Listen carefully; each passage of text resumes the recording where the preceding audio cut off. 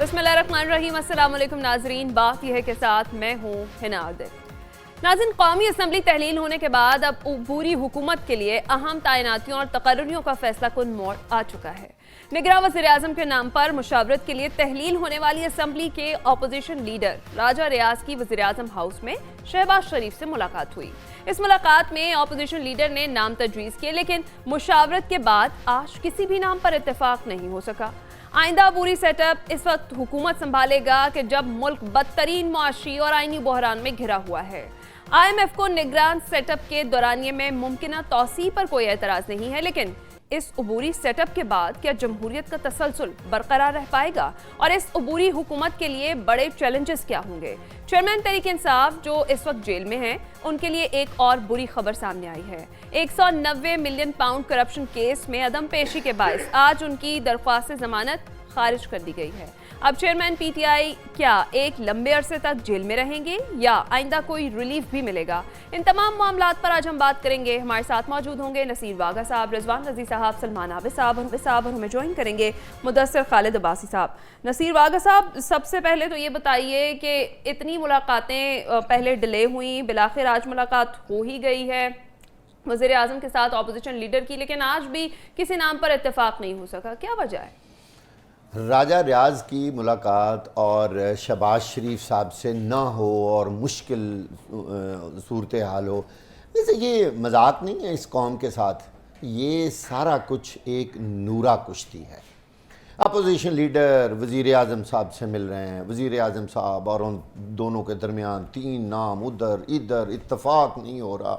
वाह क्या बात है भाई, एक नाम है कागज़ पे लिखा, वो उसको इधर कर देता है और वो उसको इधर कर देता है, बस यही होता रहा है और उसके बाद वो उठ के चले गए। ये सब फॉर्मेलिटीज़ हैं। ये कौम को दिखाया जाने वाला एक बहुत बड़ा ड्रामा है जो ये कौम अरसा दराज से ये ड्रामा देखती आ रही है। और निगरान वज़ीर आज़म के चक्कर में उनके नाम पर भी एक रोज़ नया नाम आ रहा है। आज सादिक संजरानी साहब का नाम भी सामने आ रहा है। देखें कहाँ से चले, डार साहब से चले और सादिक संजरानी साहब पर आके ये बात आज रुकी तो नहीं है। वैसे और भी बहुत सारे नाम आएंगे। ये दरमियान में एक जिलानी साहब का नाम भी अचानक आ गया और ख्वाजा साहब ने कहा शायद इनमें से कोई भी नहीं होगा और एक नया ही नाम सामने आ जाएगा। होना ऐसे ही है। मैं ये बात आपको क्लियर बता दूं कि नाम का फैसला तो हो चुका है। जिन्होंने नाम का फैसला करना है वो कर चुके हैं। अच्छा, आपका ख्याल है ये फैसला आज होगा और वो इन दो लोगों की मुलाकात में होगा? भाई और भी बहुत सारे लोग हैं जो उसमें मैटर करते हैं। अच्छा। जिनकी इनपुट चाहिए। हाँ जी, मैं ये बात आपको बता दूं, जिन्होंने आखिरी फैसला कुन, जैसे कहते हैं ना 100 सुनार की एक लोहार की, वो जब एक लोहार की लगेगी तो सारा कुछ फाइनल हो जाएगा। नाम तो सारे लोगों को पता है, अंदर खाते 4 लोगों को जो मेन इस वक्त हैं जो मैटर कर रहे हैं इस सारे इशू में, उनको तो पता है किसने आना है। ये राजा रियाज का आना जाना, ये वज़ीर आज़म का मिलना जुलना, अच्छा 3 नामों पे बैठ के वो बातें कर रहे हैं और जी अच्छा ये ले आए ये ले। आपका ख्याल है कि राजा रियाज को शहबाज शरीफ साहब कोई नाम दें और वो उस पर अड़ जाएं और इंसिस्ट करेंगे? ये मुमकिन है जिनसे वो टिकट मांग रहे हैं, जिनकी टिकट पे उन्होंने इलेक्शन लड़ना है और शहबाज शरीफ साहब ने उस इलेक्शन टिकट का फैसला करना है। तो आपका ख्याल है कि राजा रियाज साहब के पास इतना दम खम है कि वो शहबाज शरीफ के सामने बैठ कर कहें कि आपका नॉमिनेटेड या आपका तजवीज़ करदा नाम मुझे काबिल कबूल नहीं है और ये ले मेरे 3 नाम आपके, मैंने तीनों नाम कैंसिल कर दिए, मैं इनमें से रखे। और भाई कुछ वागा साहब वो किंग मेकर है इस वक्त। और क्या चीज़ कहा? वो किंग मेकर है इस वक्त। वो किंग मेकर कोई किंग मेकर नहीं है। अच्छा। मैं आपको क्लियर बता रहा हूँ। मैं अच्छा। कोई वो लफ्ज़ बोलना नहीं चाहता। ये सब कहने की और किताबी बातें हैं। ये हमारे कॉन्स्टिट्यूशन में है, ये मजबूरी के जी ये दोनों ने मिलना है और उन्होंने एक बात पे इत्तफाक करना है। कौन सा वज़ीर आज़म, कौन सा अपोजिशन लीडर, भाई सारी दुनिया को पता है होना क्या है, कैसे करना है। जिसने फैसले करने वो कर चुके हैं और नाम आपको एक आधे दिन के सामने आ जाएगा। अच्छा। कौम को पागल बनाया हुआ है, قوم کو یعنی اس حد تک ایک غیر یقینی صورتحال میں لے کے گئے ہیں کہ ہر بندہ پوچھ رہا ہے اچھا ہم جہاں جاتے ہیں اچھا جی بتائیں نگران وزیر اعظم کون ہوگا, یعنی قوم کے دماغ میں ایک اتنا بڑا سوال پیدا کر دیا ہے, ایک ایسی غیر یقینی کی صورتحال پیدا کر دیا. بھائی اس انسرٹینٹی کو ختم کریں, لوگ مر رہے ہیں بھوک سے, بجلی سے, پانی سے, ادھر تو کوئی توجہ نہیں دے رہا. اچھا اب نگران وزیر اعظم کا شوشہ چھوڑا وہیں سے توجہ ہٹانے کے لیے حجان برپا کیا گیا. تو ایسے ہی ہے, آپ نے بالکل صحیح کہا, جو اصل ایشوز ہیں ان سے توجہ تبھی ہٹے گی نا جب ہم لوگوں کو ادھر ان کا دماغ لگا دیں گے, پاگل بنا دیں گے اپنی قوم کو. قوم پہلے ہی سر دھن رہی ہے, سر پکڑ کے لوگ بیٹھے ہیں کہ ہم نے زندگی کیسے گزارنی. ٹھیک ہے رضی صاحب, یہ ہر روز فیورٹ کیوں تبدیل ہو رہے ہیں؟ مطلب کل تک جلیل عباس جیلانی کے نام پر کہا گیا مشاورت ہو رہی ہے, ملاقات ہو جائے گی, آج اچانک سے صادق سنجرانی کا نام سامنے آ گیا, ملاقات سامنے آ گئی. فیورٹ تبدیل نہیں ہو رہے, لیکن واقعہ صاحب نے جو راجہ ریاض کے پوسٹر پاڑے ہیں اور انہوں نے باہر ملک چلے جانا ہے, تو میں اس کا پوسٹر پاڑے یار زبردست زبردست. پھر راجہ ریاض کا وہ کام بن رہا ہے, اسے ٹکٹ مل رہی ہے, تو یہ ان کے پوسٹر پاڑنے نکل گئے ہیں. یہ جو ہے یہ اچھی مناسب بات نہیں ہے. دیکھیے ایک جو بات میں اس کو ذرا ہٹ کے کہ یہ جو نام کیوں نہیں فائنل ہو رہا, یہ جو اس وقت جلیل عباس جیلانی یا اس طرح کے دوسرے نام سامنے آ رہے ہیں, ان کو نکال کے صادق سنجرانی صاحب کو, یہ مجھے لگتا ہے کہ یہ کیئر ٹیکر کابینہ کے نام ہے. پرائم منسٹر جو ہے اس کا نام جو ہے وہ کسی جگہ کے اوپر فائنل ہو گیا ہوا ہے.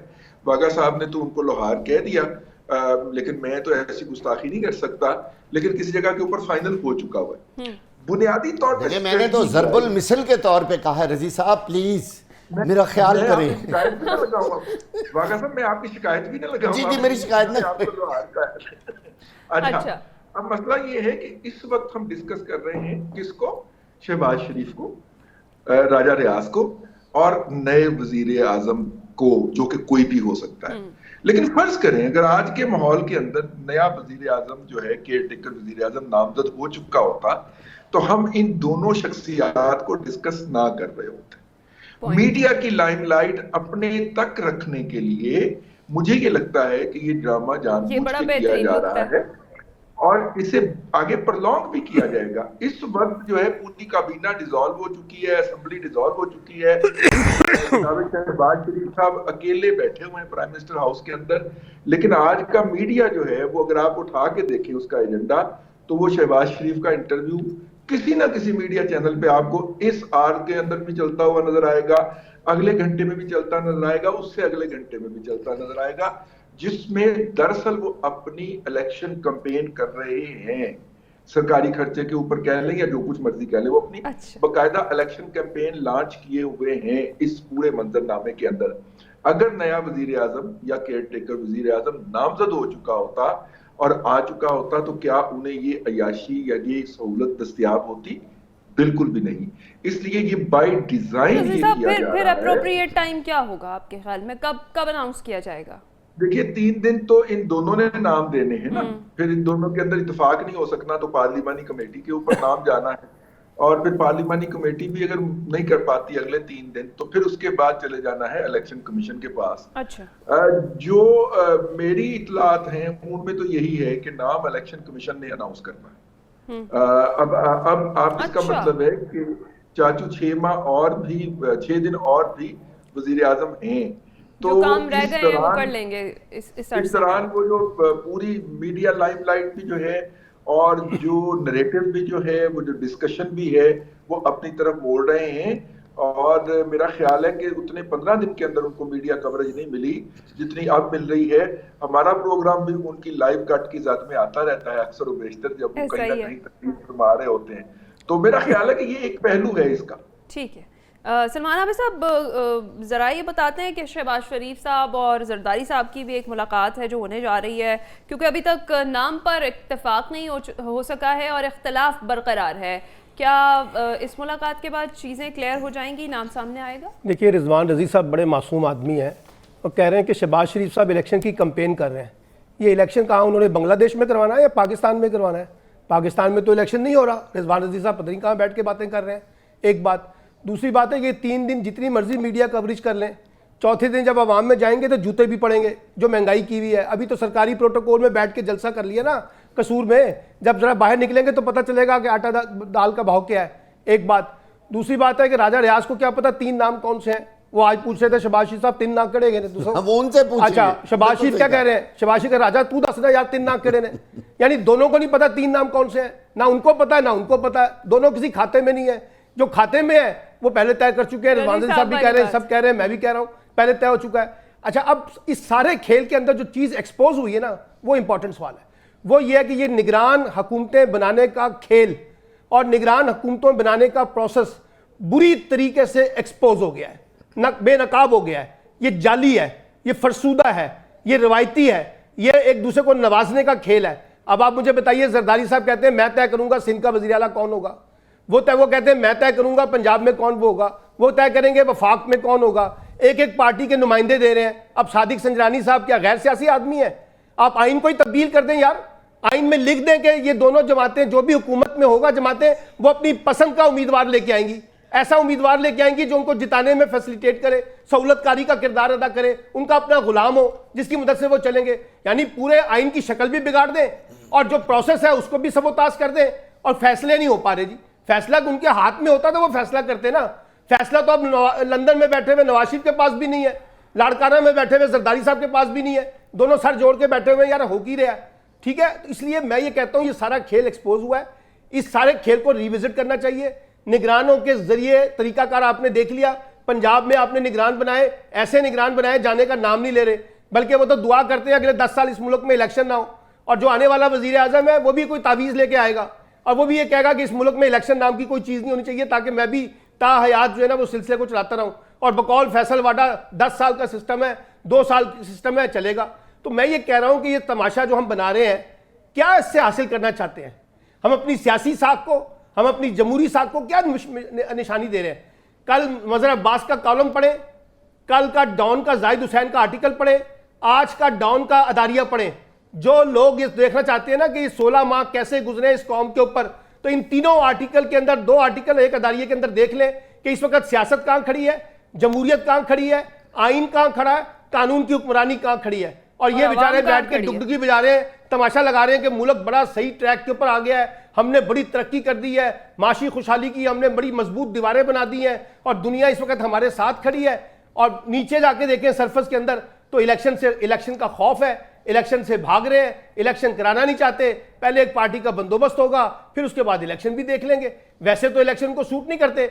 इतनी शानदार परफॉर्मेंस अगर शहबाज शरीफ साहब की है, बिलावल साहब की है सिंध के अंदर, सिंध में तो इनकलाब आ गया ना, आजकल इश्तिहारात ही इश्तिहारात हैं पूरे मीडिया के अंदर, तो करा दें सुबह इलेक्शन, पता चल जाएगा सिंध में कितना इनकलाब है, तो पंजाब में कितना इनकलाब है, तो वफाक में कितना इनकलाब है। इलेक्शन का नाम सुनते ही उनको सदमा पड़ जाता है, सही है, उनको दौरा पड़ना शुरू हो जाता है, कहते हैं इलेक्शन नहीं कराना, अभी इलेक्शन कराएंगे तो मसला खराब हो जाएगा। ठीक है। मुदस्सिर खालिद अब्बासी साहब, आईनी तौर पर क्या प्रोसेस होता है निगरान वज़ीर आज़म की तकर्रुरी का? अगर 3 दिन में नाम फाइनल नहीं होता, इत्तेफाक राय नहीं होता किसी एक नाम पर, तो फिर मामला इलेक्शन कमीशन के पास कब जाता है? जी, आर्टिकल 224 जो है वो इस सिलसिले में जो है वो बहुत वाज़ेह है। 224A के मुताबिक जो इब्तदाई तौर पर सदर पाकिस्तान जो है वो लीडर ऑफ द अपोजिशन और प्राइम मिनिस्टर के साथ मशावरत के बाद केयर टेकर प्राइम मिनिस्टर का नाम जो है वो नामजद करेंगे। और अगर ऐसा ना हो सके तो फिर आर्टिकल 224A के तहत जो है वो नेशनल असेंबली के स्पीकर जो हैं वो एक कमेटी कॉन्स्टिट्यूट करेंगे, जिसमें 2 मेंबर्स जो हैं वो होंगे अपोजिशन के और 2 जो हैं वो गवर्नमेंट साइड से होंगे, और वो आपस में मिलके जो है वो एक नाम 3 दिन के अंदर अंदर जो है वो नॉमिनेट करेंगे। और अगर वो ऐसा ना कर सके तो फिर मामला चला जाएगा इलेक्शन कमीशन के पास, और 2 दिन के अंदर अंदर जो है वो इलेक्शन कमीशन को एक वज़ीर आज़म नामजद, केयर टेकर वज़ीर आज़म नामजद करना है। लेकिन मैं अभी जो एक बात की है सलमान आबद साहब ने, मैं उसको आगे बढ़ाऊंगा। दरअसल जो मैं समझा हूँ वो ये है कि आइन की जो आर्टिकल्स हैं उनको अलग अलग नहीं पढ़ा जा सकता, बल्कि उन्हें मिला के पढ़ा जाना चाहिए। और मेरी नाक़िस राय में آرٹیکل 218 جو ہے اس میں یہ بات بتائی گئی ہے کہ الیکشن جو ہوں گے وہ فیئر ہوں گے، امپارشل ہوں گے اور ٹرانسپیرنٹ ہوں گے، لیکن جو طریقہ کار آرٹیکل 224 میں اور 224A میں دیا گیا ہے کیئر ٹیکر پرائم منسٹر کی اپوائنٹمنٹ کا اور کیئر ٹیکر کیبنٹ کا، میری ناقص رائے میں یہ فار آل پریکٹیکل پرپزز متصادم ہے آرٹیکل 218 کے ساتھ۔ میں نہیں سمجھتا کہ جو طریقہ کار آرٹیکل 224 میں دیا گیا ہے اس کے نتیجے میں آنے والی عبوری حکومت یا انٹرم گورنمنٹ یا کیئر ٹیکر گورنمنٹ جو ہے وہ کسی صورت بھی جو ہے اس کے بارے میں آپ یہ کہہ سکتے ہیں کہ وہ ایک غیر جانبدار حکومت ہوگی۔ جیسا کہ آپ نے سنا ہے کہ ایک پارٹی کے جو لیڈر ہیں وہ کہتے ہیں جی کہ جب میرا نامزد کرتا ہوگا امیدوار میں اس کو وہ جو ہے وہ آئے گا، اور یار یہ ایک سیاسی کھیل ہے اور انتہائی بدقسمتی اور افسوس کا مقام ہے کہ میں جب سوچ رہا تھا جب واگا صاحب یہ کہہ رہے تھے کہ یہ آئین جو ہے یہ ساری کتابی باتیں، اور واقعی یہ بات درست ہے کہ اب ہمیں یہ محسوس ہوتا ہے کہ آئین کی تشریح یا آئین کے بارے میں بات کرنا یا آئینی، جیسے آپ نے مجھ سے سوال پوچھا اور میں نے آپ کو اس کا جواب دیا، میں ایٹ ٹائمز اپنے آپ کو آپ کے اس محفل میں irrelevant محسوس کرتا ہوں۔ جو اپنے ارد گرد کا ماحول جو ہے میں دیکھتا ہوں، اور جب یہ جو جس طریقے کے ساتھ یہ کچھ ہو رہا ہے اور یہ سارے کا سارا آئی واش ہے، کسی طریقے سے بھی میں نہیں سمجھتا کہ یہ جو کچھ ہمارے ارد گرد ہو رہا ہے اس کا آئین یا قانون کے ساتھ جو ہے یہ محض ہاں خانہ پوری کے لیے یا اس کا ضابطے کا پیٹ بھرنے کے لیے تو شاید یہ کیا جائے، لیکن اس کی جو اسپرٹ ہے وہ میرے خیال سے پوری وہ فلفل نہیں ہو رہی۔ اور ایک اور بہت امپورٹنٹ بات ہے، آئین کا آرٹیکل 8 جو ہے وہ یہ کہتا ہے کہ اگر کوئی بھی ایسا قانون یا کوئی بھی آئین کا ایسا آرٹیکل جو بنیادی انسانی حقوق سے متصادم ہوگا وہ وائٹ یا کالعدم تصور کیا جائے گا۔ میری اپنی ناقص رائے میں ایک عام شہری جو ہے اس کے حقوق، جہاں اس کو اظہار رائے کی آزادی ہے، جہاں اسے ایسوسیشن بنانے کی آزادی ہے، جہاں اسے اپنے روزگار کمانے کی آزادی ہے، اور جہاں اسے زندگی آزادانہ زندگی گزارنے کا بنیادی حق حاصل ہے، بعین ہی اسی طرح ایک شہری کا یہ حق ہے کہ ہی may be represented by someone۔ Right to vote جو ہے وہ صرف رائٹ ٹو ووٹ نہیں ہے، بلکہ اس کا براہ راست تعلق جو ہے رائٹ ٹو بی ریپرزینٹیڈ ہے، اور اگر وہ اور اس کا ایک یہ بنیادی حق ہے کہ وہ امور مملکت میں اپنا رول پلے کرے، اس کا حصہ جو ہے اس کی رائے جو ہے اس کا تقدس ہو۔ تو میں گزارش یہ کر رہا تھا کہ یہ جو صورتحال ہے اس کے اندر جو طریقہ کار وضع کیا گیا ہے وہ میرے ناقص علم اور تجزیہ یا میرے مشاہدے کے مطابق دراصل براہ راست جو ہے اس کا کانفلکٹ ہے ایک شہری کے اس حق کے ساتھ جو ووٹ کا حق ہے اور ریاستی امور میں اپنی رائے کے اظہار کا حق ہے، اور ایک اس کے لیے اب سوچنا یہ ہے کہ اس کا کیا متبادل ہو۔ یعنی بات ہم نے یہ تو کہہ دیا کہ جو اس وقت جو طریقہ کار ہے وہ فار آل پریکٹیکل پرپزز جو ہے وہ اٹس اے فیلئر۔ اور ایک اور چیز بڑی امپورٹنٹ ہے کہ قوانین اور آئین جو ہے وہ معاشرہ اور معاشرے کے اندر جو ہماری نارمز ہوتی ہیں یا جو ہمارے ٹرینڈز ہوتے ہیں یا جو ہمارے جو رویے ہوتے ہیں ان کو دیکھ کے جو ہے وہ بنایا جاتا ہے۔ کتابی بات تو 224 اور 224A میں جو دی گئی بڑی آئیڈیل ہے، لیکن میں یہ سمجھتا ہوں کہ ہمارے معروضی حالات میں اگر الیکشن کمیشن آف پاکستان کو آئیڈیلی جیسے ہونا چاہیے، اگر وہ ایک مضبوط ادارہ ہو، تو میں سمجھتا ہوں کہ اس پروسیس کو بائی پاس نہ بلکہ اس پروسیس کو کے علاوہ اگر براہ راست اگر یہ اختیار الیکشن کمیشن کے پاس ہو تو میں سمجھتا ہوں کہ وہ زیادہ قابل عمل ہے، وہ زیادہ ٹرانسپیرنٹ ہے، اور وہ بالکل ٹھیک، بڑی تفصیل سے آپ نے صورتحال کا جائزہ لیا ہے۔ صحیح، آگے ہم بڑھتے ہیں، اسی سے ریلیٹڈ ہے، نگراں سیٹ اپ تو آ جائے گا، یعنی آئندہ جب عبوری سیٹ اپ اس وقت حکومت سنبھالنے جا رہا ہے جب ملک بدترین معاشی بحران میں گھرا ہوا ہے، اور IMF کو ویسے نگراں سیٹ اپ کے دورانیے میں ممکنہ توسیع پر کوئی اعتراض نہیں ہے، لیکن اس عبوری سیٹ اپ کے بعد کیا جمہوریت کا تسلسل برقرار رہ پائے گا، اور ساتھ ہی ساتھ اس عبوری حکومت کے لیے بڑے چیلنجز کیا ہوں گے؟ واگا صاحب جی دیکھیں، جو ہمارا پچھلا ٹاپک تھا اس میں ایک چھوٹی سی لائن ایڈ کرنا چاہتا ہوں اتنی بڑی نورا کشتی کے باوجود ہماری اخلاقی پستی کا یہ عالم ہے کہ پوری قوم سے وزیر اعظم کو اور اپوزیشن لیڈر کو کوئی ایک بھی نیوٹرل بندہ نہیں مل رہا جس کو نگران وزیر اعظم لگایا جا سکے. ابھی آپ نے خود ہی تو کہا ہے کہ فیصلہ انہوں نے نہیں کرنا. میں وہی کہہ رہا ہوں, ہمارے لیے سوچنے کی بات ہے کہ وہ کون ہیں جو یہ فیصلے کرتے ہیں اور کہاں فیصلے ہوتے ہیں. یعنی پوری دنیا دیکھ رہی ہے کہ پاکستان میں ان کو ایک بندہ بھی صحیح نیوٹرل نہیں مل رہا جو امپارشل ہو کے الیکشن کروا سکے. یہ حالات ہیں ہماری جو اخلاقی پستی ہے اس کے. اب آپ بتائیے, آپ نے کیا سوال کیا تھا دوبارہ؟ اس عبوری حکومت کو, اس سیٹ اپ کو, جو نگراں سیٹ اپ ہے, اس کو چیلنجز کیا درپیش ہوں گے؟ سب سے بڑا چیلنج تو ہوگا مہنگائی جو ساری دنیا دیکھ رہی ہے. ابھی جاتے جاتے جو پیٹرول کی پر لیٹر اور ڈیزل کی قیمت 20 روپے بڑھی ہے, آپ سوچیں لوگوں کا اس وقت کیا حال ہے. اس کے ساتھ ساتھ جو بجلی کی سبسڈی بھی اناؤنس کر دی ہے, ابھی کی کچھ دیر پہلے کی خبر تھی, وہ یوٹیلیٹی سٹورز پر. آپ مجھے بتائیے, وہ خدا کا واسطہ ہے اس قوم کے ساتھ یہ لوگ مذاق نہ کریں. اس سبسڈی کا کیا تعلق ہے؟ یعنی 2-4 چیزوں میں سبسڈی دے کے آپ نے پیٹرول اور ڈیزل آپ کو پتہ ہے آپ کی معیشت, آپ کی ساری زراعت کی بیک بون ہے ڈیزل. وہاں آپ نے ان لوگوں کے اوپر جو بجلی گرائی ہے اور جو پیٹرول بڑھایا اور جو بجلی کی قیمتیں جو بڑھ رہی ہیں, جو گیس 100% مہنگی ہو گئی ہے, لوگوں کی تو زندگی ختم ہوتی جا رہی ہے. لوگ تو خودکشیاں کر رہے ہیں. بھائی آنے والی حکومت کو سب سے بڑا چیلنج جو ہوگا وہ لا اینڈ آرڈر شاید نہ ہو, ان کو سب سے بڑا چیلنج ہوگا مہنگائی کا. لوگ اب ان کو دیکھ رہے ہیں, لیکن میرا نہیں خیال جو حالات بنے ہوئے ہیں اور جو جا رہے ہیں حالات, اور وہ نئی گورنمنٹ آئے گی وہ اس مہنگائی کو اور اس جو بم ہے یہ ایک مہنگائی کا, اس کو وہ کنٹرول کر سکے گی. میں تو بالکل نا امید ہوں, اور میں باقی پینلسٹ کو نہیں جانتا وہ کیا سمجھتے ہوں گے, لیکن نگران حکومت کو لگ پتہ جائے گا. آج ڈالر جو ہے وہ 295 اوپن مارکیٹ میں تھا اور ویسے وہ 300 سے اوپر ہے, 305-6. میں نے آج 2-3 لوگوں سے رابطہ کیا, انہوں نے کہا جی 305-6 روپے آپ کو ڈالر ملے گا. اب آپ مجھے بتائیے کہ ہماری اکانومی کہاں ہے, بے روزگاری کا لیول کیا ہے. آنے والی حکومت کو بے روزگاری, آپ کا سارا کاروبار بند ہو چکا ہے. سیاسی عدم استحکام دیکھ رہے ہیں آپ؟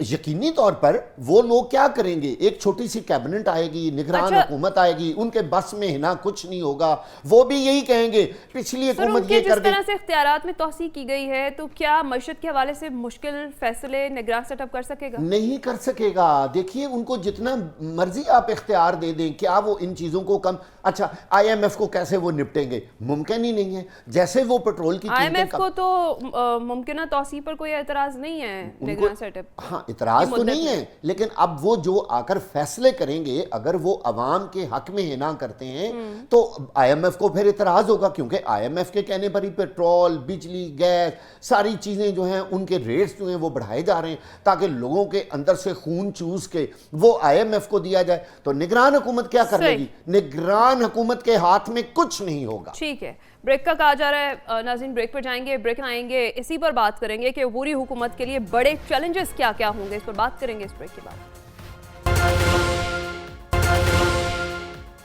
ویلکم بیک ناظرین. بریک پر جانے سے پہلے ہم بات کر رہے تھے کہ عبوری حکومت کے لیے بڑے چیلنجز کیا ہوں گے.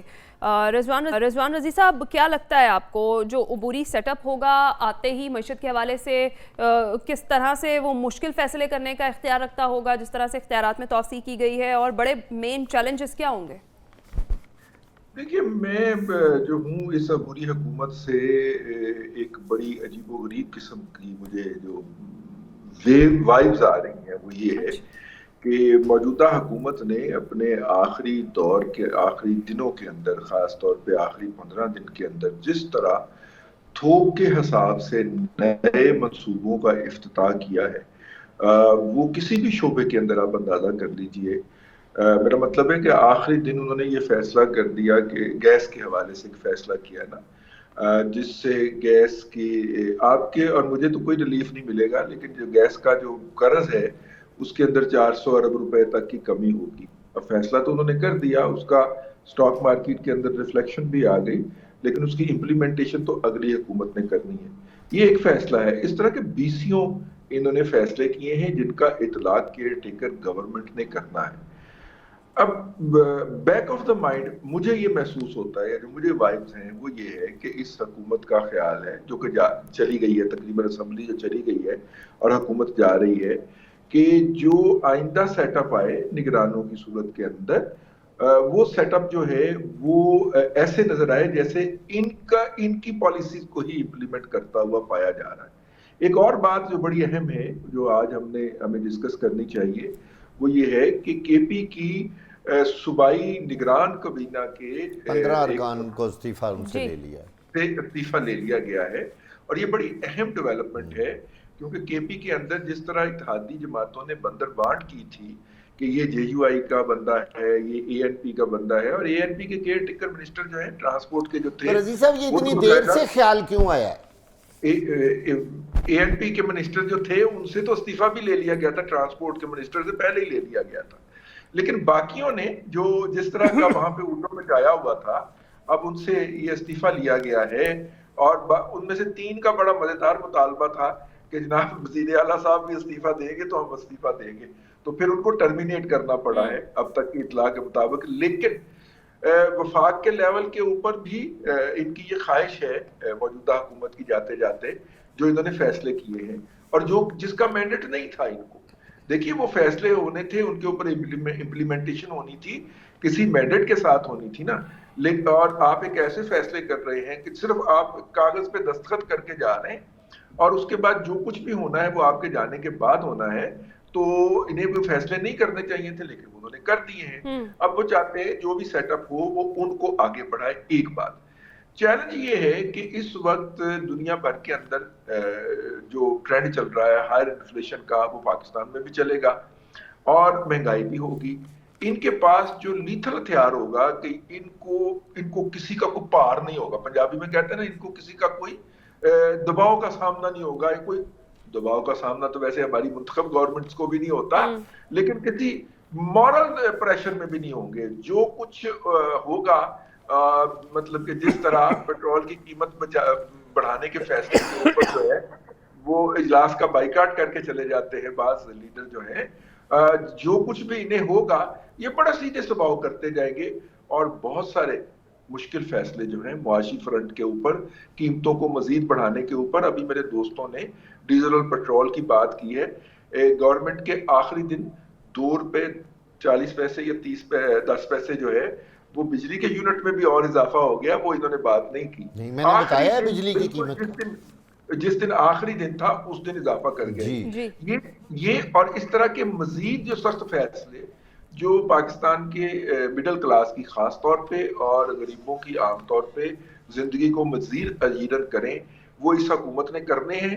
ان کے لیے کوئی اپ ہل ٹاسک نہیں ہے, نہ وہ کسی پارلیمنٹ کو, کسی عوام کو, کسی ووٹر کو جواب دہ ہوں گے. وہ بڑے سیدھے طریقے سے وہ جو کہتے ہیں کولڈ بلڈڈ مرڈر جو ہیں وہ کریں گے. بہت یہ 3 ماہ 6 ماہ جتنے کا بھی یہ سیٹ اپ آئے گا اس کے دوران آپ دیکھیے گا کہ عام بندے کو مزید سکویز کرنے کے اقدامات نظر آئیں گے. اچھا, غریب تو پہلے ہی نہیں بچے, بالکل ہی نظر آنا بند ہو جائیں گے. پھر سلمان عابد صاحب کیا بڑے چیلنجز درپیش ہوں گے عبوری سیٹ اپ کو؟ دیکھیے پہلے تو خود مختار, شفاف اور غیر جانبدار الیکشن کمیشن کو مبارکباد تو دے دے. ماشاءاللہ 4 مہینے کے بعد ان کی نیند جو ہے اسے وہ جاگے ہیں, اور 4 مہینے تک یہ حضرات جو ہے نا عیاشیاں بھی کرتے رہے, بندر بانٹ بھی کرتے رہے, لوٹ مار بھی کرتے رہے.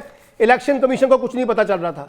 الیکشن کمیشن کو اس وقت پتا چلا جب بہت دیر کر دی, اور یہ جے یو آئی والے اور یہ باقی لوگوں نے جن لوگوں نے بندر بانٹ کی تھی اپنا حصہ نکال کے لے گئے. اب انہوں نے کہا آرام سے نکلو کیونکہ اگلے الیکشن بھی لڑنا ہے, کیونکہ الیکشن کے لیے پیسے بھی اکٹھے کرنے تھے نا. تو یہ نگران حکومت نے ماشاءاللہ بڑا فیسلیٹیٹ کیا ان کو ساری لوٹ مار میں, اور الیکشن کمیشن نے ان کو سہولت کاری دی ہے. پہلی بات تو یہ ہے. دوسری بات یہ ہے چیلنج, پہلا چیلنج تو یہ ہے کہ وہ کانسٹیٹیوشن کو وائلیٹ کرے گی نگران حکومت. اگر اس نے الیکشن نہیں کرانے 90 ڈیز کے اندر تو الیکشن کی جو کانسٹیٹیوشن کی وائلیشن کا آغاز تو وہاں سے ہو جائے گا. اور میں نے کہا ہے کہ نگران آئیں گے وہ آئی اسی لیے رہے ہیں کہ جی ہمیں لمبے عرصے کے لیے لیا جائے. مجھے تو یاد ہے پنجاب کے بعض وزراء جو اس وقت نگران بیٹھے ہوئے ہیں, جس وقت یہ نگران حکومت بنی تھی مجھے اس وقت 3 وزراء نے یہ کہا ہم تو لمبے عرصے کے لیے آئے ہیں. تو میں نے کہا آپ کو یہ کس نے بتا دیا ہے؟ کہا ہمیں تو بتایا گیا کہ جناب ایک لمبے عرصے کی عبوری حکومت چلے گی پنجاب میں. اب یہی پہلا تو وائلیشن یہ ہو گیا, الیکشن نہیں کرائیں گے تو اس سے ایک نئی ہجانی کیفیت اور سیاست کے اندر ایک نیا بحران پیدا ہوگا. دوسری بات, جو کام منتخب حکومت نہیں کر سکی, جس کے پاس مینڈیٹ ہوتا ہے, یہ نگران حکومت آ کے آپ کو ریلیف دے گی معاشیات کے اندر, معیشت کے اندر. اس کے اندر بھی ایک لوٹ مار ہوگی. وہ بھی بیچارے کچھ کمانے کے لیے آئے ہیں, نمازیں پڑھنے کے لیے تو نہیں آئے. وہ بھی آ کے اپنے اس پورے گنگا جمنا میں اپنے ہاتھ دھوئیں گے. کون ان کو پوچھے گا, کیونکہ وہ تو لمبے عرصے کے لیے آ گئے, وہ 3 ماہ کے لیے تو آئے نہیں ہے. الیکشن تو ان کی پرائورٹی نہیں ہے. پھر ٹرانسپیرنٹ الیکشن کرانا, ایک شفاف الیکشن کرانا, لیول پلینگ فیلڈ کریٹ کرنا. آپ نے تو لیول پلینگ فیلڈ نہیں دینی, طے کر لیا ایک جماعت کو الیکشن کے اندر ہم نے ہاتھ پیر باندھ کے اس کو میدان میں اتارنا ہے. تو کس قسم کی نگران حکومت سے ہم کیا توقع رکھ رہے ہیں؟ کون توقع لگوا رہا ہے ہماری, اور کون کہہ رہا ہے کہ یار یہاں پہ آنے کے بعد نگران حکومت کے بعد انقلاب آ جائے گا؟ شہباز شریف صاحب نے جب وزارت عظمیٰ کا حلف اٹھایا تھا نا, تو سارے اتحادیوں کے ساتھ کھڑے ہو کے کہا تھا 6 ماہ کے اندر معاشی انقلاب آ جائے گا. یہ پروفیسر احسن اقبال صاحب جو ہے نا ہمیں بتایا کرتے تھے, ہمارے پاس ایک ایسا روڈ میپ ہے. وہ کل مصدق ملک صاحب معافی مانگ رہے تھے نا, اور کہہ رہے تھے کہ جناب مافیا اتنا اسٹرانگ ہے, میں رشیا سے تیل لایا, تیل لا کے لوگوں کو سستا نہیں دے سکا. بھائی پہلے کیوں نہیں استعفیٰ دیا اگر تمہیں اتنا پتا تھا مافیا تھا؟ کون سا مافیا ہے؟ نہیں, خود مافیا ہے بھائی, یہ خود مافیا ہے نا. وہ جو بھی رضوان رضی صاحب کہہ رہے ہیں, جاتے جاتے جو بندر بانٹ ہو رہی ہے, اربوں روپے کے نام پہ ترقیاتی فنڈ دیے جا رہے ہیں. کل جس وقت شہباز شریف صاحب قومی اسمبلی میں تقریر کر رہے تھے, تو رانا ثناء اللہ صاحب پیچھے بیٹھ کے فائلوں پہ دستخط کر رہے تھے, اور وہ فائلیں تھی لائسنس لینا تھا اسلحے کا. اس کے لیے ہر ارکان اسمبلی ان کے پیچھے کھڑا ہوا تھا. اور یہاں اسلحے کا لائسنس کیسے ملتا ہے یہ واگا صاحب کو اچھی طرح پتہ سارا بات ہوگا. تو یہ جو لوٹ مار چل رہی تھی, اور ابھی آپ کہہ رہے ہیں نا کہ وہ 2 دن 3 دن وہ فلاں, ان کی خواہش ہے چھوٹے میاں صاحب کی کہ میں 14 اگست کی سلامی بھی لے کے جاؤں. اس کو کھینچو 14 اگست تک لے کے جاؤ, تاکہ سلامی بھی میں لے کے جاؤں. اور بھائی آپ لے لیں, سلامی بھی لے لیں, لیکن سوال یہ ہے کہ آپ دے کے کیا جا رہے ہیں؟ کیا ایک پولیٹیکل سٹیبلٹی کو انشور کر رہے ہیں, الیکشن کو انشور کر رہے ہیں, ٹرانسپیرنٹ الیکشن کو انشور کر رہے ہیں, کانسٹیٹیوشن کے اوپر عمل درآمد کو انشور کر رہے ہیں, ڈیموکریٹک ویلیوز کو انشور کر رہے ہیں؟ کل حضرت صاحب فرما رہے تھے میری شاندار حکومت ہے, ایک بندہ بھی میری حکومت میں گرفتار تو کجا, ہم نے کسی کو ہراس بھی نہیں کیا. اب پتہ نہیں کون سی دنیا میں بیٹھ کے یہ گفتگو ہو رہی ہے. یہاں ہزاروں لوگ جو ہیں وہ جیلوں کے اندر ہیں, وہ کہتے ہیں نہیں میں نے تو کسی کو گرفتار نہیں کیا, ہم نے تو کسی کو ہراس نہیں کیا. یہ جو گھروں میں چھاپے مار مار کے عورتوں کو, ان کی بیویوں کو, ان کی بیٹیوں کو, ان کی بہوؤں کو پکڑا جا رہا ہے, وہ پتہ ہے شہباز شریف صاحب لگتا ہے ڈال رہے ہیں نا جو حکومت کر رہے ہیں. کیا کر رہے ہیں؟ وہ ان پر ڈال رہے ہیں نا جو حکومت کر رہے ہیں. تو خود ہی پھر خود ہی تو حکومت کر رہے ہیں, یا آپ کہتے ہیں کہ وہ حکومت نہیں کر رہے؟ وہ تو کہتے ہیں میں تو بڑی شاندار حکومت کر رہا ہوں. ابھی 4 دن سے تواتر کے ساتھ ڈبل جسے کہتے ہیں 20-20 میچ چل رہا ہے کہ جناب ہر 10 منٹ کے بعد خطاب کرنے آ جاتے ہیں قوم سے اور کہتے ہیں کہ میں نے بڑے شاندار کارنامے انجام دیے. تو پھر کس کی حکومت ہے اتنا؟ یعنی اس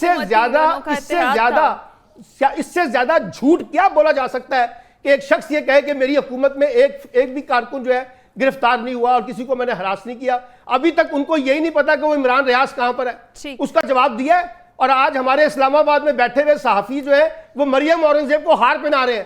یعنی جتنی میڈیا کے ساتھ جو کچھ ہو رہا ہے اس پہ ان کو داد مل رہی ہے. یہاں سے اندازہ لگا لیں. خان کا ذکر کیا ہے, آج ہی کے دن ارشد شریف بھی ملک چھوڑ کر گئے تھے. آگے وہ سب دیکھ لینا, سارا کا سارا دیکھیں. ٹھیک ہے جی. مدثر خالد عباسی صاحب, ابھی ہم مدت کی بات کر رہے تھے, نگراں سیٹ اپ کی, سلمان عابد صاحب نے بھی کی, تو کیا آئینی طور پر نگراں سیٹ اپ اپنی مدت میں توسیع کر سکتا ہے؟ بالکل نہیں کر سکتا جی, اور اس میں کسی قسم کی آئین کے اندر کوئی پروویژن نہیں ہے, بلکہ یہ پروویژنل یہ آئینی یہ ایک مینڈیٹ ہے, آئین کا کمانڈ ہے کہ 90 دن کے اندر الیکشنز جو ہے وہ کنڈکٹ کروانے ہیں in any case, in case جب جس طرح سے اسمبلی ڈیزالو ہوئی. اس میں تو کوئی دو تو پھر کیا ہوتا ہے؟ دیکھیں تو پھر ہوتا کیا ہے, وہ تو کلیئر کٹ آئین کی وائلیشن ہے. اور میں یہ سمجھتا ہوں کہ آج پنجاب میں کیا ہو گیا, کے پی کے میں کیا ہو گیا, اب بھی نہیں کرائیں گے اور پھر یہ اس مسئلے میں بھی قانون خاموش ہے. دیکھیے ایک بات جو قانونی بات ہے جو میں آپ سے کرنے جا رہا ہوں وہ یہ ہے کہ اگر آپ نے الیکشن کمیشن کو یہ اختیار دے دیا ہے کہ وہ الیکشن کی شیڈیول میں سیکشن 59 کے تحت ترمیم کر سکتا ہے, ترمیم سے مراد یہ ہے کہ اس میں توسیع کر سکتا ہے, یا اگر ایسی کوئی صورتحال پیدا ہوتی ہے کہ 90 دن کے اندر الیکشن جو ہے وہ ممکن نہیں ہوتے, تو پھر اس بارے میں آئین اور الیکشن ایکٹ جو ہے وہ مکمل طور پر خاموش ہے کہ ایسی صورتحال میں جو ایکسٹینشن ہوگی نگران حکومت کی وہ کیسے ہوگی. اور انتہائی افسوس کی بات یہ ہے کہ اگر اس طرح کی کوئی پروویژن موجود نہیں ہے تو ظاہر ہے کہ جو پروویژن موجود ہے اسی کے اوپر عمل درآمد ہونا ہے. اور پھر یہ دیکھا جاتا ہے, دیکھیے ایک بات جو ہے نا, رول آف لا شروع ہوتا ہے نیچے سے, پھر یہ جاتا ہے اوپر تک. اب آپ اس چیز کا اندازہ لگا سکتے ہیں بخوبی کہ ایک عام آدمی سے آپ رول آف لا کی کیا توقع کرتے ہیں کہ وہ ٹریفک قوانین کی پابندی کرے گا, وہ ملک کے قانون کی پابندی کرے گا, جب آپ کے ملک میں ایک آئینی مدت ختم ہو جانے کے بعد اگر کوئی ادارہ یا کوئی جو سٹیپس لیے جاتے ہیں, جو ڈیسیژنز لیے جاتے ہیں اسٹیٹ لیول کے اوپر, ان کی ایتھینٹسٹی, ان کی لیگیلٹی اور ان کی کانسٹیٹیوشنلٹی جو ہے وہ قابل, یعنی وہ انڈر کوسچن ہے, بگ کوسچن مارک. اگر ایسا نہیں ہے تو پھر اس کا مطلب یہ ہوا کہ یہ جو آئین کی جو یا قانون کی جو وائلیشن ہے وہ انفرادی سطح پر نہیں ہے. ٹھیک ہے, ہم معاشرے میں لوگوں کو یہ الزام دیتے ہیں کہ ہمارے معاشرے میں یہ کلچر نہیں ہے کہ قانون کی پاسداری کی جائے, مگر بدقسمتی ہے کہ اسٹیٹ لیول کے اوپر مجموعی طور پر جو ہے وہ آئین کو وائلیٹ کیا جاتا ہے, اور آئین جو ہے اور اس کی پرواہ بھی کسی کو نہیں ہوتی, اور اس کو ایسے لائٹ لیا جاتا ہے کہ جیسے یہ کچھ ہوا ہی نہیں ہے. جہاں تک نگران سیٹ اپ کے آنے والا جو کیئر ٹیکر سیٹ اپ ہے اس کے بارے میں جو چیلنجز کا آپ نے ابھی ذکر کیا, تو میں ایک چیز جو ہے وہ میرے ذہن میں آئی ہے, وہ یہ ہے کہ جہاں پہ آئین اور قانون کی بہت ساری اور وائلیشنز ہوتی ہیں, اور اگر تو کوئی اس طرح کا پلان, اور اب یہ بات برملا کہی جاتی ہے, اور یہ میں اس پہ مجھے بھی بڑی حیرانگی ہوتی ہے کہ کس طرح یہ بات کہہ دی جاتی ہے کہ یہ سیٹ اپ جو ہے یہ 6 ماہ کے لیے آ رہا ہے, اور ہر آدمی جو ہے, اور میرے جو دوست تجزیہ کار یہاں بیٹھے ہوئے ہیں, نہیں سر, زیادہ نہیں چلیں زیادہ, پھر یہ تو پھر اور زیادہ جو ہے وہ آپ نے بڑھا دیکھ لیجیے سال ایک تک انشاءاللہ چلے. میں تو کہتا ہوں کہ 91 ڈیز بھی اگر ہو نا, 90 سے ایک دن اوپر بھی اگر ہو, تو یہ بات بھی قابل غور ہے کہ یہ بات ہم کس ڈٹائی کے ساتھ اور کس جو ہے وہ آرام سے, اور کس آپ کہہ سکتے ہیں کہ عباسی صاحب جب وفاقی وزراء کہہ رہے ہیں, رانا ثناء اللہ صاحب انٹیریئر منسٹر ہو کے کہتے ہیں کہ 2023 الیکشن کا سال نہیں ہے, جب آپ کے وفاقی حکومت کے وزراء یہ کہہ رہے ہیں تو باقی باتیں چھوڑیں تجزیہ کاروں کو, انہوں نے کیا کہنا ہے؟ پھر اس کا مطلب تو یہ ہوا نا جی کہ پھر آئین کی قانون کی کتابوں کو آپ بند کر رہے ہیں. کون سا قانون؟ کچھ بھی نہیں سر. سب بات یہی ہے کہ یہ ایک علمیہ, لیکن ایک بات جو ہے نا وہ یہ ہے کہ جو بات میں آپ کو کہہ سکتا ہوں آئین اور قانون سے ہٹ کے جو بات کی جا سکتی ہے وہ یہ ہے, بدقسمتی سے وہ یہ ہے کہ اگر تو یہ سیٹ اپ جیسے میرے دوست نے کہا کہ 6 ماہ نہیں بلکہ اس سے زیادہ بھی ہو سکتا ہے, تو پھر یہ ہمیں نہیں پتا, یا اس بارے میں میرے دوست اپنی جو ہے وہ آراء کا اظہار کر سکتے ہیں کہ اس کے 2 ہی پھر ہو سکتے ہیں پاسبلٹیز. ایک تو یہ ہے کہ اگر یہ لمبے عرصے کے لیے ہے تو پھر ظاہر ہے کہ کوئی اصلاحات یا کوئی ریفارمز یا کوئی چیز اس طرح کا کوئی پلان ہوگا جو آئین اور قانون سے ظاہر ہے اس کی مطابقت نہیں ہوگی, لیکن یہ ایک غیر آئین سے ہٹ کر جو ہے یہ کوئی ایسا کوئی اختراع یا اس طرح کی کوئی صورتحال جو ہے وہ بھی شاید سامنے آ سکتی ہے. لیکن آخری بات پھر دوبارہ میں at the cost of repetition آپ سے یہ کہوں گا کہ رول آف لا جو ہے وہ جب تک نہیں ہوگا اس وقت تک ہم اور آپ بیٹھے اسی طرح سے جو ہے وہ کفے افسوس ملتے رہیں گے, اور اسی طرح سے ہم اس کے اوپر بات کی.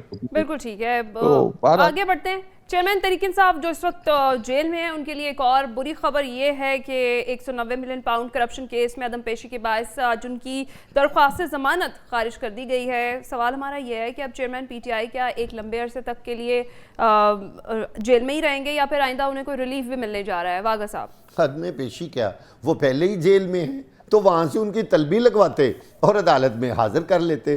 افسوس کی بات تو یہ ہے کہ یہ جو کچھ ہو رہا ہے یہ کیا ہو رہا ہے. عباسی صاحب بھی رول آف لا کی باتیں کرتے ہیں, مجھے تو لگتا ہے کہ یہ بالکل ایسے ہی ہے عباسی صاحب کہ جیسے وہ کہتے ہیں نا 90 دن کے بعد جب 91 ہو گیا, یعنی جب روزہ توڑ ہی دیا تو پھر جو مرضی کھاتے رہیں, پھر دوبارہ روزہ تو نہیں نہ رکھا جا سکتا. یہ حیران کن پاکستان میں بات ہو رہی ہے جو کہ ہم نے صوبائی اسمبلیوں اور یہاں بھی دیکھا کہ دیکھیں جی جب 90 دن سے اوپر ہو ہی گیا تو پھر ہم 290 تک کیوں نہ اس کو لے جائیں. یعنی یار کیسی عجیب بات ہے کہ اگر آپ نے ایک سگنل کاٹ دیا ہے تو کہتے ہیں پھر سارا دن سگنل ہی کاٹتے رہیں. سر یہ کچھ نہیں ہونا. یہاں جو جس طرح آئین اور قانون کی تباہی مچائی جا رہی ہے, اب ان حالات میں عمران خان خاص طور پر آج جو ان کی ضمانت مسترد ہوئی ہے، اور اس کے بعد یہ لگتا ہے کہ عمران خان پر مزید برا وقت آنے والا ہے، اور بالکل ان کو الیکشن میں کسی صورت بھی شاید نہ آنے دیا جائے۔ چیئرمین تحریک انصاف اور پوری تحریک انصاف کے لیے برا وقت آنے والا نہیں، آ چکا ہے۔ آخر میں ایک بات پوری قوم کو بتانا چاہتا ہوں کہ بھارت کا چندریان 3 مشن کامیابی سے چاند کے مدار میں داخل ہو چکا ہے، اور دوسری جانب داتا دربار پر آن لائن دیگ اور چادر چڑھانے کے لیے نئی ایپ تیار ہو چکی ہے۔ یہ ہے پاکستان، اور یہ ہم یہاں کر رہے ہیں، اور یہی ہوتے رہنا ہے۔ باقی ہنا جانے اور باقی لوگ جانے۔ آسانی کا کام کیا انہوں نے۔ جی بالکل، ایپ کے ذریعے چادریں چڑھائیں، چڑھاوے چڑھائیں، دیگیں چڑھائیں، ایپ متعارف ہو گئی ہے اور دنیا چاند پہ جا رہی ہے، اور ہم یہی کام کرتے رہیں گے۔ چلیں، یعنی آپ کو لگ رہا ہے ریلیف نہیں ملے گا آگے؟ سلمان عابد صاحب، کیا پلان لگ رہا ہے آپ کو؟ لمبے عرصے تک اندر رہیں گے آپ چیئرمین پی ٹی آئی، اور ایک کے بعد ایک کیس جو ہے وہ بنتا جائے گا؟ دیکھیے، اگر مسئلہ قانون کا ہے تو پھر ایک اور تشریح کی جائے گی۔ یہاں تو مسئلہ سیاست کا ہے نا۔ میں نے ہمیشہ سے کہا ہے، کل بھی کہہ رہے تھے ہم پروگرام کے اندر، پہلے بندوبست ہوگا پھر انتخاب ہوگا۔ تو یہ تو پھر سیاسی مسئلہ ہو گیا نا، پھر لیگل مسئلہ تو نہیں ہے۔ اور سیاسی مسئلے کے تحت آپ نے ایک پارٹی کو الیکشن میں نہیں حصے لینے دینا صحیح طریقے سے، آپ نے ان کو ہاتھ پیر باندھ کے مفلوج کرنا ہے، تو وہ چل رہا ہے۔ اور عمران خان صاحب کا شاید اگلا ٹھکانہ جو ہے وہ اٹک جیل سے نیب کی کسٹڈی میں ہوگا، کیونکہ نیب میں جو ہے وہ 30 دن تک ان کی ضمانت نہیں ہو سکتی نا، تو نیب میں بھیجنے کا مقصد بھی یہ ہوگا کہ وہ نیب کے پاس جائیں تاکہ 30 دن تک ضمانت بھی نہ ہو، اور 90 دن کا ریمانڈ بھی کاٹے، وہ بھی سب چیزیں چلیں گی نا۔ تو میرا مطلب ہے آپ نے یہ طے کر لیا ہے، آپ اس پہ عمل کریں۔ آپ نے ماضی میں بھی بہت کچھ طے کیا ہے، اس کا بھی عمل کر کے دیکھ لیا، نتیجہ 0/0، اس کو بھی کر کے دیکھ لیں، شاید کوئی بہتری نظر آ جائے، یہ قوم ترقی کر جائے۔ جیسے ابھی یہ آن لائن کی ہمیں اتنی شاندار نوید سنائی ہے واگا صاحب نے، اسی طرح کی 4-5 اور آن لائن کا اضافہ ہو جائے تو پاکستان کا تو بنیادی مسئلہ ہی حل ہو جائے گا۔ پاکستان کہاں پریشان کھڑا ہوا ہے؟ اور ویسے بھی میں آپ کو بتاؤں، جتنی شاندار طریقے سے شہباز شریف صاحب تقریر کرتے ہیں نا، تو مجھے تو نہیں لگتا، کبھی کبھی مجھے لگتا ہے کہ ہم سب بیٹھ کے یہاں پر تجزیے کرتے ہیں، جھوٹ بولتے ہیں، کیونکہ ملک بہت ترقی کر رہا ہے، ملک کے اندر نئے نئے معاشی امکانات پیدا ہو رہے ہیں، ملک کے اندر بڑی ترقی ہو رہی ہے، دنیا ہماری طرف دیکھ رہی ہے، اور پتہ نہیں کیا کیا کچھ ہو رہا ہے۔ بے تحاشا گوگلز اینڈ ایپلز نکلنے والے ہیں۔ جی اگر آپ کو شوق ہے نا، آپ کو اگر شوق ہے تو مائک اٹھائیں، لوگوں کے دروازے کھٹکھٹائیں اور اسے پوچھیں کہ جولائی کا بجلی کا بل کتنا آیا ہے۔ 10,000 ساتھ گالیاں سنائیں گے، اور پھر آپ کو 10,000 اماؤنٹ بتائیں گے کہ یہ اماؤنٹ کہاں سے آئی ہے۔ لوگوں کا جنازہ نکال دیا ہے آپ نے بجلی کے بلوں کے اوپر، اور آپ ہمیں کہہ رہے ہیں، ابھی یہ کہہ رہے تھے کہ زراعت جو ہے وہ دیہی ترقی کا سب سے بڑا مرکز ہے، جا کے پوچھیں وہاں لوڈ شیڈنگ کس طرح سے ہو رہی ہے۔ آپ مطلب دیکھیے نا، آپ ترقی کے ماڈل کیا دے کے جا رہے ہیں۔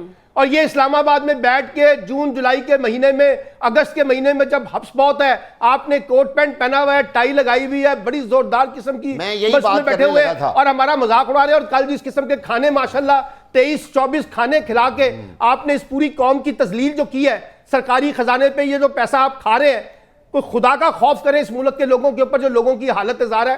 ہمیں ترقی کی باتیں سناتے ہیں آ کے بیٹھ کے یہاں پہ۔ دیکھیے، میں جب روز شہباز شریف صاحب کو ٹی وی پہ دیکھتا ہوں، اور ان کی ٹائی اور شرٹ اور کوٹ کی جب مجھے کوالٹی نظر آتی ہے، میں کہتا ہوں یار ہم تو پاگل ہیں، ہم کوئی غریب قوم نہیں ہیں۔ اور وہ جو آخری ایک تصویر ان کی بنی ہے، یادگار جو تصویر، جو گروپ فوٹو بنا ہوا ہے، وہاں جس طرح لوگ ہنس کے کھڑے ہیں، کیا قوم کو کیا دے کے جا رہے ہیں۔ قوم پوری ہنس رہی ہے، میرے خیال ہے نہیں، وہ قوم پہ ہنس رہے ہیں کہ دیکھا ہے ہم نے آپ کو کس طرح گدھا بنایا ہے اتنے سالوں تک۔ رضی صاحب، آپ کیا دیکھ رہے ہیں؟ چیئرمین پاکستان تحریک انصاف کو آگے اب لمبے عرصے تک اندر ہی رکھنے کا پلان ہے، یا پھر کوئی ریلیف ملے گا انہیں؟ دیکھیے، 3 سال 7 ماہ اور 21 دن کے اندر جو اس ملک کے اندر دودھ اور شہد کی نہریں بہائی گئی تھی، اور اس کے اوپر تو بات کریں تو کچھ دوستوں کو دندل پڑ جاتی ہے۔ اور آپ کو بھی مسئلہ آ جاتا ہے جب 18 ماہ کی 16 ماہ کی بات کریں تو آپ کو بھی مسئلہ آ جاتا ہے۔ دیکھیں ہاں جی دیکھیں نا۔ اور چاچا جی دی حکومت نے بھی گفتگو کر لو تھوڑی جی، چاچا دے ناراضگی ہے تاڑی پہ گئی نا، دندل پہ گئی، اتنی دیر دا ماتم کرن دے نے चाचे की खिदमत में बता जबान का वो ये नहीं चलें है। रजी साहब चूंकि रजी साहब को एकदम लास्ट 3 तीन मिनट साल से याद मैं आ चाहूंगी जाते हैं। रजी साहब से भी बात कर लूं और फिर मुदस्सिर खालिद अब्बासी साहब से। कर लेना ये मतलब पिछले 15 मिनट से ये दोनों हजरात बैठ के इन 15.5 माह का रजी साहब मातम कर इसीलिए रहे हैं। आपको स्टूडियो नहीं तो में आप चाहिए था। आप बता दे, आप बता दे। चले रजी साहब को तभी बात तो आप करने दें। स्टूडियो नहीं आ रहे। वक्त कम है, रजी साहब को बात करने दें। लेकिन 3 साल 7 माह और 21 दिन की बात करें तो यार वो पिछले 3.5 साल से करते रहे हो तुम यार यहाँ पे बैठ के, अब 16 माह की भी कर लो। 3.5 साल तुम क्या करते रहे हो? 3.5 साल तुम इमरान खान की हुकूमत को तनकीद कर रहे थे ना, अब 16 माह की हुकूमत को भी कर लो यार। वहां रोजा रख के बैठ गए हो, वहां तुमने रोजा रख लिया। नहीं वहां पर आपने 16 माह की हुकूमत पर रोजा रखा हुआ है। आग लग गई, रजी साहब आप बात मुकम्मल आग लग गई।